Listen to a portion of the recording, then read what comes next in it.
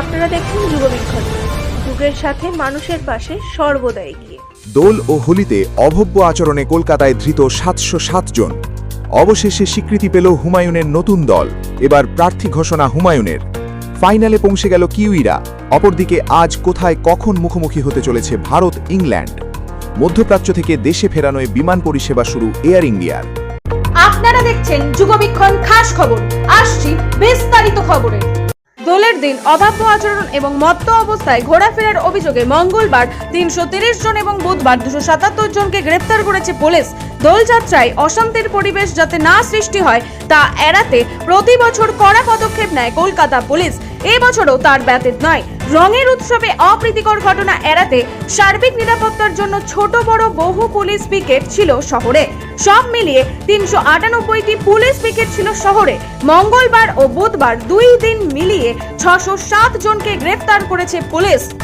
কিছুদিন আগেই নতুন দল তৈরি করেছে তৃণমূলের সাসপেন্ড বিধায়ক হুমায়ুন কবির।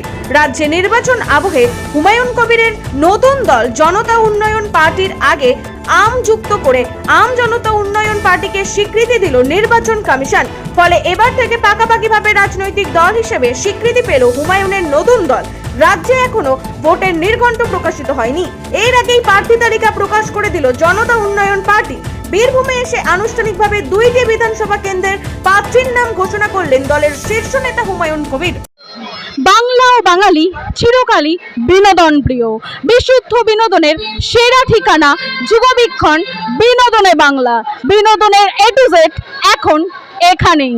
গতকাল ইডেনে দক্ষিণ আফ্রিকাকে ৯ উইকেটে হারিয়ে টি-20 বিশ্বকাপের ফাইনালে পৌঁছে গিয়েছে নিউজিল্যান্ড। এদিন টস জিতে প্রথমে দক্ষিণ আফ্রিকাকে ব্যাট করতে পাঠান কিউই অধিনায়ক স্যান্টনার। প্রথমে ব্যাট করতে নেমে ইডেন গার্ডেন্সে ২০ ওভারে ৮ উইকেট হারিয়ে ১৬৯ রান তোলে দক্ষিণ আফ্রিকা। জবাবে ব্যাট করতে নেমে ১২ ওভার ৫ বলে ১ উইকেটে ১৭৩ রান তুলে বিশ্বকাপের ফাইনালে চলে গেল কিউইরা। অপরদিকে আজ বৃহস্পতিবার মুম্বাইয়ের ওয়াংখেড়ে স্টেডিয়ামে সেমিফাইনালে মুখোমুখি হতে চলেছে ভারত ইংল্যান্ড। এই ম্যাচের বিজয়ী দলই প্রতিপক্ষ হিসেবে খেলতে চলেছে নিউজিল্যান্ডের সঙ্গে।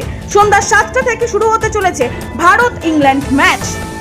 মধ্যপ্রাচ্যে যুদ্ধে আটকে পড়া ভারতীয়দের ফিরিয়ে আনতে তৎপর এয়ার ইন্ডিয়া সহ বিভিন্ন উড়ান সংস্থা।